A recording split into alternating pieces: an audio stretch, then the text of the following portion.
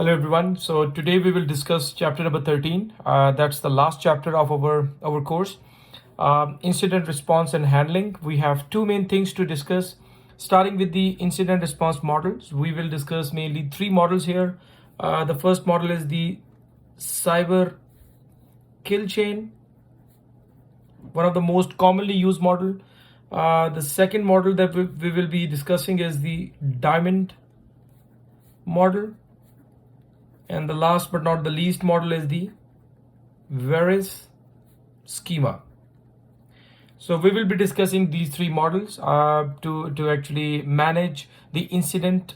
Then we have two more incident handling schemes. One of the scheme is the CSIRT goals. What are the goals? And in order to achieve those goals, mainly they use NIST guidelines. So we will mainly discuss the NIST incident response life cycle. Okay, so these are the two main agenda items that we are going to talk about today. Firstly, we will discuss three incident response models: cyber kill chain, diamond model, Veris model, and then we will discuss the incident handle strategies for CSIRT, computer security incident response team, and we will discuss the NIST guideline as well to achieve those goals. So starting with the incident response models, the first model is cyber kill chain model. So this particular model was developed by Lockheed Martin. This model was mainly designed to identify and prevent cyber intrusions. So mainly we have 7 steps here. So they have identified mainly 7 steps in a typical cyber attack. So the first step is reconnaissance. As most of you guys are already familiar with reconnaissance is basically gathering of information about the target, like scanning the target, not only for these services running on that particular web server or the target, but also vulnerability assessment as well. So what is reconnaissance? Reconnaissance is a very broader term which includes fingerprinting, footprinting, and some other operating system scanning and all that stuff. So in reconnaissance, attacker collects information about the target. For example, IP addresses, services running on that, etc., etc. So it mainly involves scanning and vulnerability assessment. We have already discussed a couple of tools for scanning, for vulnerability assessment as well. Like for example, for vulnerability assessment, we use ZAP, Zero Attack Proxy. We have used Greenbound, OpenVAS, Gaulis Marrow. There are many vulnerability assessment tools, Nikto, etc. Scanning, Nmap, Wireshark. There are plenty of scanning tools as well that we have already used in our course. So the first step in a typical cyber attack is reconnaissance, and this is basically identified by cyber kill chain. So the first step is reconnaissance. Attacker collects information about the target, scan for operating system, find IP addresses, find the domains, etc., etc. The second step after identifying, like it's called weaponization, where attacker get the weapon ready, attacker use the vulnerability information, and then develop the agent, venom, or whatever you want to name it. This phase is called weaponization. So weaponization is basically after attacker completes the scanning and vulnerability assessment of the target web server. The next step is weaponization. Okay, weaponization. So that's the next step after scanning or after reconnaissance, whatever you want to name it. What attacker does, attacker uses vulnerability information and develop a weapon. You can say it could be a weapon, or you can name it a malware, or you can call it a venom as well. So attacker found a vulnerability, and based on what kind of vulnerability that was, attacker will create a weapon. Next is the no weapon is ready. Third step is get it delivered. Get it delivered on victim's computer. At victim site, it needs to be get it delivered. It could be via email, through the USB, or whatever other delivery mechanisms are. So attacker can actually find out. Attacker can use social engineering as well for delivery. The next is the exploitation, and that particular step is a very important step, because in exploitation, attacker mainly trigger. Now, basically, just understand the process. Attacker, let's say this is the target. Attacker did the reconnaissance. Attacker find vulnerabilities, or find which services are running, etc., etc. After finding that, attacker creates a venom. In the third step, attacker got it delivered. Now, this venom might be delivered. Most of the malware, they are not self-triggered. Attacker has to trigger them, the victim has to open it, for example, in order to get a trigger. There are plenty of ways to trigger that the malware, but most of the time it is basically user dependent, or you can say the victim. It's at the discretion of victim. So victim has to open the file in order to get it triggered.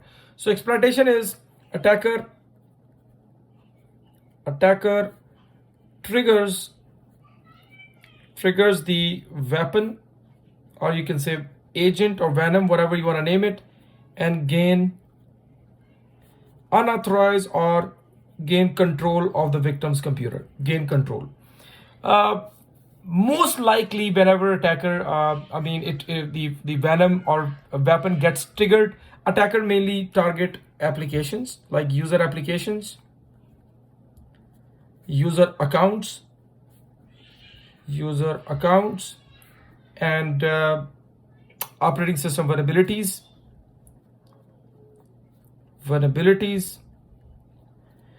okay. Vulnerabilities for exploitation, okay. Exploitation after weapon is delivered. So attacker exploit application, user accounts, or operating system vulnerabilities for exploitation, like just to gain control after the weapon is delivered. So that's basically, these are the 4 steps. So next step is installation.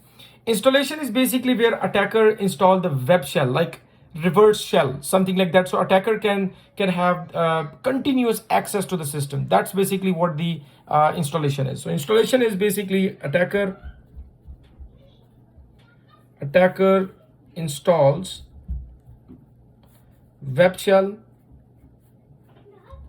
In Metasploit language, we call it a reverse shell, reverse connection, or reverse shell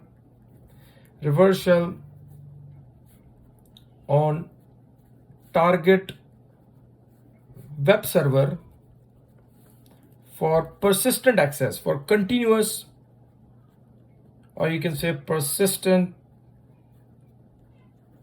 access, okay.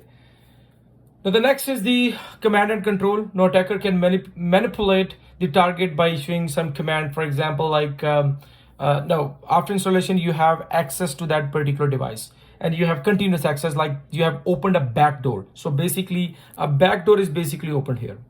Attacker has opened a backdoor.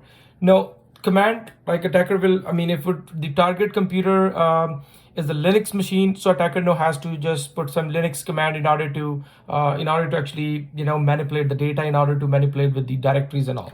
So it's the manipulate the target, or you can say web server, by injecting commands. And the last one is the action on objective. That's the final step. Like attacker achieved the objective. Attacker achieves objectives.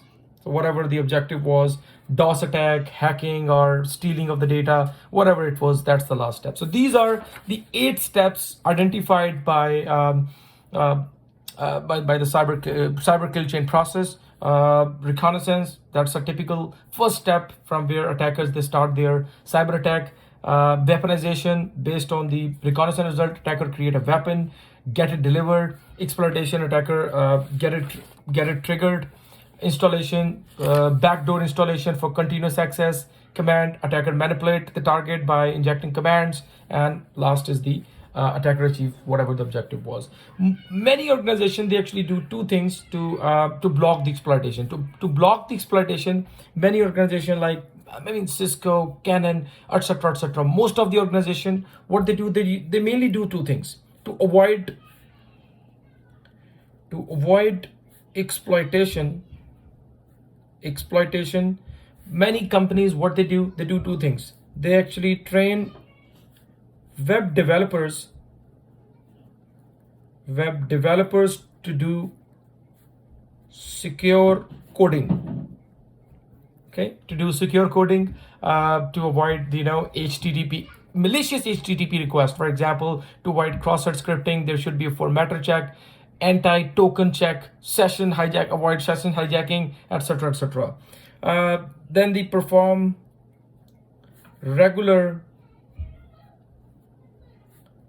vulnerability scanning and pen testing.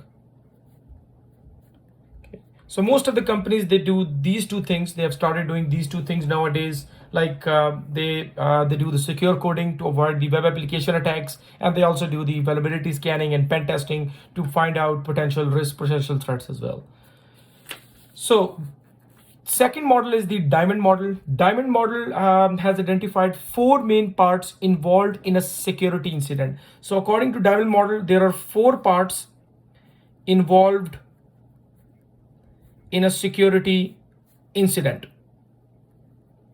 The first component, first part, or you can say the first character is adversary. Adversary is basically the attacker. Who initiated that security incident or whatever you want to name it. Secondly is the capability. Capability are the tools, or you can say techniques used by attacker. So what are the techniques that attacker has used for the security incident? Last is the infrastructure. Infrastructure is basically a network path. It's a network path used by attacker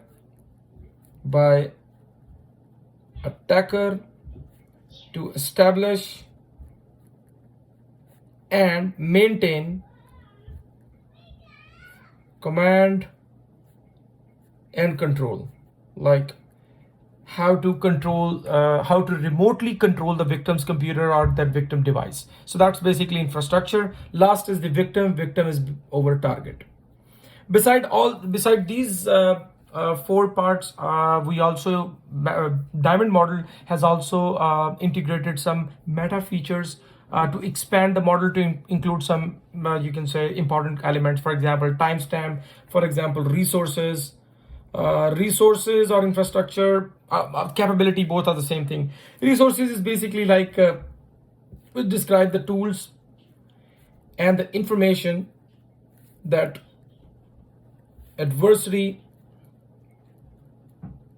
uses for intrusion. So resources and capabilities both are the same thing, but again, meta features are expansion of these four parts to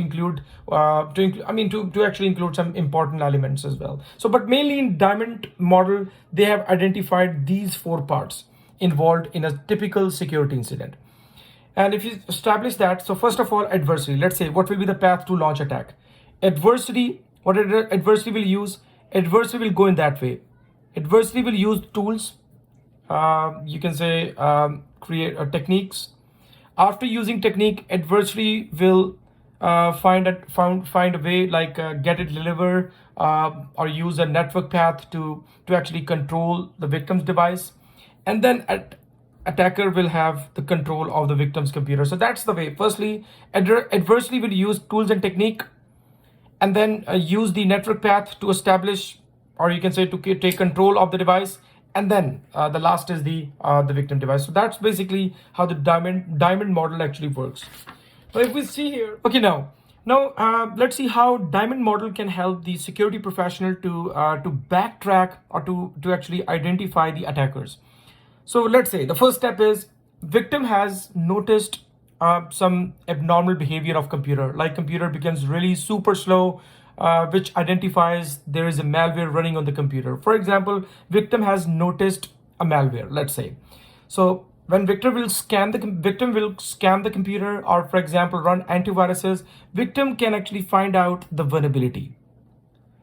And again, capability. What was capability? Tools or technique that attacker has used to break into the security, to launch the security attack. But again, by using those tools and technique, they might have exploited a vulnerability. So by running a scan, a victim can find a vulnerability. After finding the vulnerability, next is basically the second step of antivirus, that is malware analysis. Malware analysis. When we do the malware analysis, so most of the malware, like you can say 90% of the malware, they have a domain name, a domain where they actually report. Let's say, for example, this is a computer, and this computer got a virus. So that particular virus will is acting as an agent for attacker. So this malware will sending out the data or giving the control of this machine or victim's computer to a server. Okay. And this server, again, that's a server, web server, so of course it will have a DNS. So if we do analysis on this malware, so we can find out the domain name to which this particular malware is reporting to. So by doing malware analysis, we can find the domain name. So by finding the domain name, we actually got into the infrastructure, like we found the network path used by attacker to establish a connection. So now after finding the domain name, we can actually resolve it to IP address. Okay. After finding, this is the third step, to resolve the domain name into IP address, domain to IP address. Then the fourth step is we actually we started investigating the IP address and find the logs, like using firewall intrusion detection system and finding the logs, activities or the packets came from that particular IP address. And then there is a possibility that we can also reach out to attacker as well, identify attacker, because we know we have the IP address of attacker, but that's not 100% sure that you can reach out to real attacker because of the proxy servers and all that stuff that you guys might already know. One of the thing is to avoid the malware delivery method, we need to actually analyze the infrastructure path. Okay, so to block malware delivery method, we need to analyze the infrastructure path used for the file, because this file, for example, if you have a virus, so it might have opened a specific port. Okay, and through that port, it is basically sending out the data to the attacker's server or DNS, whatever you want to name it. Okay, the last method is the Veris schema. Veris schema, it stands for vocabulary. Vocabulary for event, E for event, recording, and incident sharing. So Veris is basically, it's a set of metrics to describe security incidents in a structured way, just to organize these security events in a structured way. Like if you got a security incident, or for example, if there's a security breach, how to handle the security breach, how to, you can say, document it and all as well. So it mainly has 5 steps or 5 main, you can say 5 main levels of elements in a security incident. Firstly, impact analysis, discovery and response, incident description, victim demographics, and incident tracking. So impact assessment is basically where we actually calculate the risk, or you can say calculate the impact of a security incident to organization. Then the discovery, this is basically the most important component, discovery and response. In discovery, what we do is we actually document the incident timeline, plus we find the root causes so those root causes or those things can be avoided, plus the future plan, how to backtrack it and all that. Incident description, the detail about incident, like who were the threat actors, which assets got exploited, what features it was offering, and all that stuff. Victims demographics are basically again the details, IP addresses and all that stuff for the server. Incident tracking, the incident ID, source ID, etc., etc. So and again, for example, if you can find out the IP address, so we can put the IP address here as well. So it will actually organize our incident response and again the incident as well.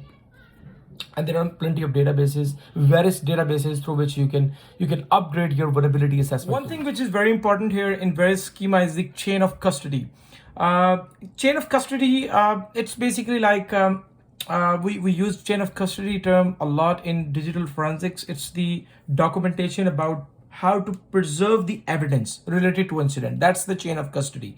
So chain of custody is the documentation about the preservation of evidence related to incident. Okay, so the next thing is the role of CSIRT, which is Computer Security Incident Response Team. Typically, they are the member of your SOC, Security Operations Center. They are the member of Security Operations Center, and whenever, for example, if there is a security incident, and whenever it's not basically like that. They will only work after the security incident happened. They proactively work as well. So CSIRT team, typically their the main objective is to secure the organizational assets. They do work in the Security Operations Center. There are mainly two things that they do. Firstly, they respond to incidents that have already been happened, like they form the business continuity plan. In fact, okay, business continuity plan. For example, they decide, they define, or they actually find out the backups, or for example, how to continue a business during this incident and all that. They actually do that. Other than that, they also proactively work. They give warnings and all that stuff for future incident as well. Like what exactly they do is, in the analysis center of CSIRT, like CSIRT is responsible for determining trends to help protect and provide warnings for future security incidents. CSIRT, it's not mandatory that they are internal, like they are the part of SOC. Sometimes external CSIRT teams, they also help you out. Like for example, CERT, Community Emergency Response Team, FBI agents, for example, NIST. They closely work on the modern trends, different vulnerabilities, and also send out the information to the private sector as well. Most of the time, for better incident handling, NIST has defined this incident response life cycle, in fact, and it has mainly 4 steps. Firstly, prepare the team, preparation, detection and analysis, recovery, and post-incident activity. And of course, it's basically a never-ending process. Whenever, for example, if you recover from that, of course, detection and analysis is a never-ending process. And this is by the way, a never-ending process again. So what is basically preparation, for example? If you talk about preparation, it's basically, it involved trainings, trainings for CSIRT, like your computer security incident response team, on how to respond to an incident, how to respond an incident. Preparation is a very important step. So team, they need to know, for example, if there is any security incident, how to respond to that incident. They need to know all different type of offensive techniques as well, the backup techniques as well. For example, how to run a business, or how to continue, how to survive, maybe, for example, in with the limited resources. All these are basically the part of the training or the preparation. Second is the detection and analysis. Detection and analysis. This is basically the team, the CSIRT team. They continuously monitor to and quickly identify and validate incident. Like, for example, if there is incident, who will define whether it's a security related incident or not? So it's the responsibility of CSIRT. So CSIRT, they continuously monitor. They continuously monitor events and identify or validate a security incident. A security incident. Recovery, it's basically the recovery from incident, recovery plan plus the backup or continuity of the business. That's basically the containment and recovery. The last is the post-incident activity. Post-incident activity is typically the documentation. It's typically the document the incident, and it also involve recommendations